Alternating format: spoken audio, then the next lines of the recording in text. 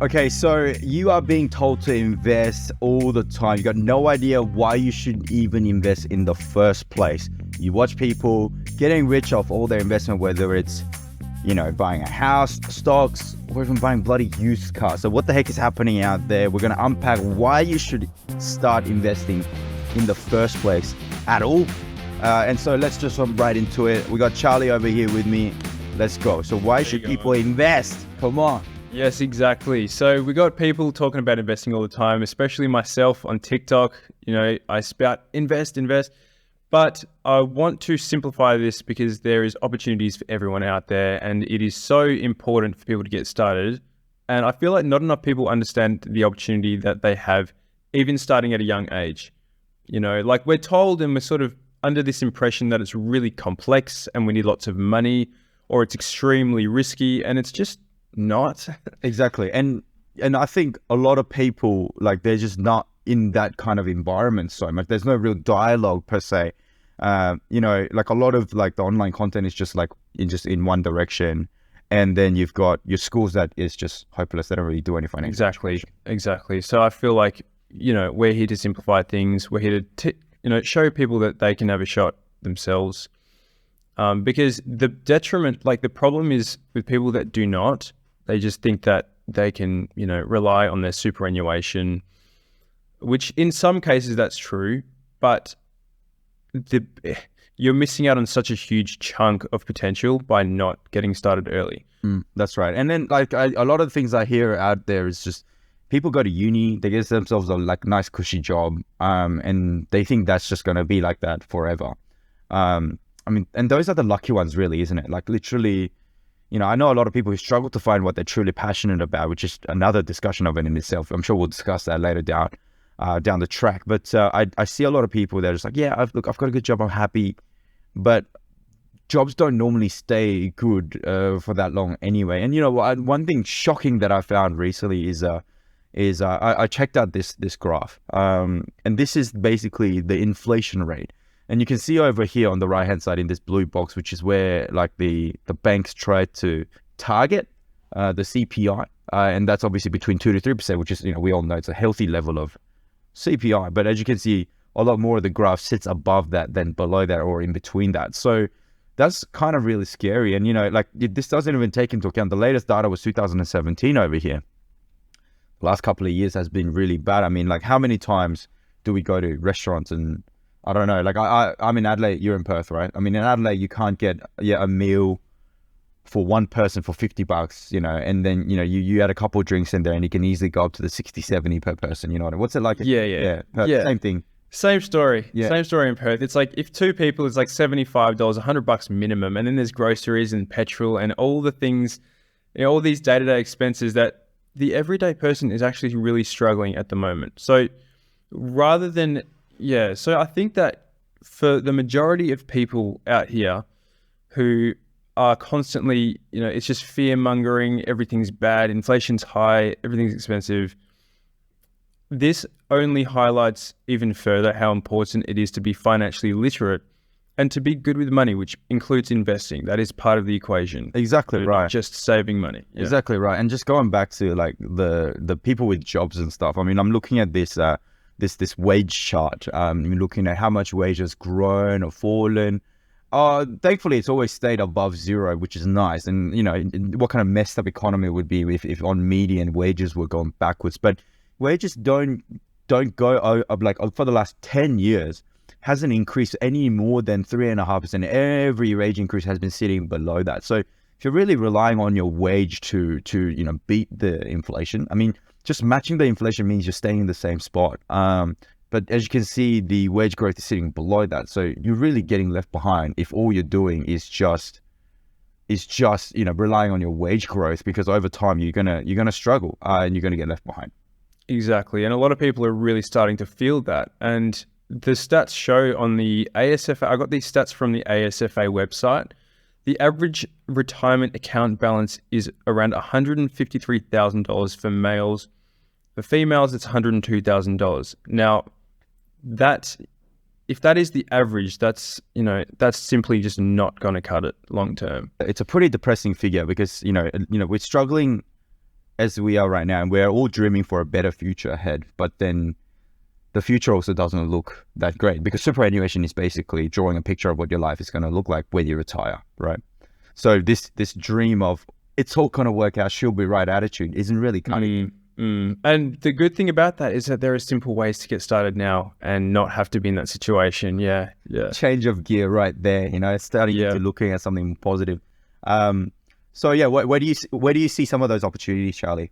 Okay, so I think it depends on who you are. You know, for obviously the stock market is a great opportunity for people who really, really don't have much spare, you know, disposable income.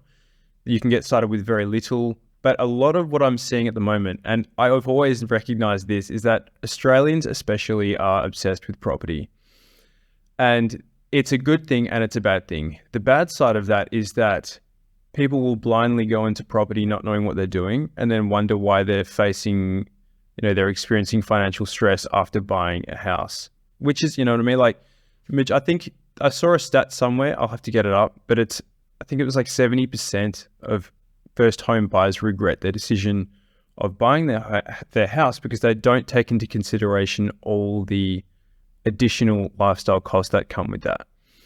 However, the good side of that is that property does present an opportunity. There are so many opportunities, like all the time, especially now, and we'll get into that in a second, but where the average person can buy, you know, can get into their first property with wealth in mind, okay? Because that's what's going to give you, that will move the needle. That will outpace inflation.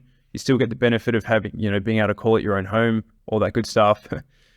But you also get those returns over time. And I think you had an example beforehand. Yeah, that's right. I mean, like, we just want to cut right through all that noise, you know. There's just so much chatter and just, you know, a Saturday barbecue is no bloody exception, right? Joe down the road's bought a property, this and that. It's just so much chatter. We want to cut right through that. So we're looking at real examples, real life examples, right? And guess what? It's not $1 million property, everyone, which is a good start, right off the bat. We're looking at Queen's Park in WA. This is something I just stumbled upon just after doing literally what you and I was looking at this just yesterday. What, 10 minutes of research, you reckon? Literally, yeah. We just stumbled upon this, haven't we? So we're looking at Queen's Park. Tell us about Queen's Park. How far is that away from the city in WA? So it's about 10 minutes from the city, and it's also relatively close to the airport, which puts it in a bit of a sweet spot. I wouldn't say it is, you know, a higher socioeconomic area, but it's also not on the other end either. So the good thing about it is that, yeah, you can get an average, like you can get middle of the run suburb that, you know, serves a good purpose. It's practical, and it's not $1 million. This one's $650 per week rent. That's right. So that's for the rental. We're about to look at that in a minute. But if we actually look at the sale listing for the property, it's $480,000, which comes with 3 bedrooms, right? And 665 square meters. I think you just jumped the gun, because we're about to look at that. Yeah. How much can this property make for you? We're looking at, then we're switching over to the other property, right? That's up for rental. See, I think a lot of people fail to look at how much their property can rent out for. Obviously, the real estate agent's going to tell you some figure that's like, yeah, you can rent this out for $1 million a week, but you know, you want to do your own checks and balances, of course. Yeah. And so, you know, if we look at if we open up the calculator and we're looking at $650 a week, 52 weeks, 33 grand, 800 over $480,000 investment is sitting at 7% return gross, which is pretty good. I mean, we say that we want to beat the inflation in Australia, sitting at an average of 5%, right? We want to beat that, you know, just from cash flow alone, we can do that already, which is great. And then the other 2%, you know, we're putting into like rates and taxes, paying your agents to manage your properties, this and that, whatever. We want to really drill down on these opportunities. I mean, it's never too late. Right now, there's great opportunities. Wouldn't you agree, right? There's so many things. Yeah. There are so many things that young people can do. Now, $480,000 as an investment, yeah, it's good. Like, it's good, but it's also slightly on the top end as well. Not everyone can afford $480,000 for a home right now, but that's okay, because there are ways that we can dial that back, look into different areas, and there's literally opportunities all over Australia. WA is an example that we're using today, but you know, places like Adelaide, some outskirts of Melbourne are showing some great opportunities as well. Queensland is absolutely popping off right now. So These are the opportunities that we're seeing, which is really great. I saw this very, very encouraging chart. This is something that you and I found together yesterday. looking at these dwelling prices by value tier, right? So we're looking at both high and mid and low end properties. Now, first of all, before we talk about anything else, look how straight the line is on the low end properties. The low end properties are there's not much volatility there. The high end properties have all that crazy volatility. So, for those of you who are entering into the market as first home buyers, and you're most likely going to get into low end properties, and if you're not going to be emotional, then obviously that's the better way to go forward.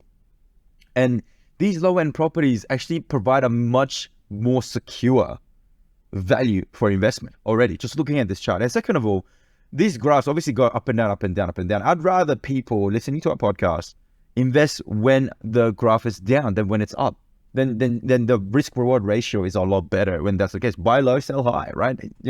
If that's such a crazy notion, right? And so the graphs have come back. The prices have come back. It's not as crazy anymore, probably because of interest rates and things like that. But if you can qualify for a loan right now, why wouldn't you consider it? And looking just a little bit lower in the graph as well, we're looking at all these charts that show negative figures, and I think this is where the opportunity lies in. So I think, needless to say, there's great opportunities all around. I mean, there's just so much that is happening for the young people to capitalize and to just devour this market right now. And as long as we all have the right direction and the right discussion, and we're asking the right questions, I think there's some great opportunities around the corner.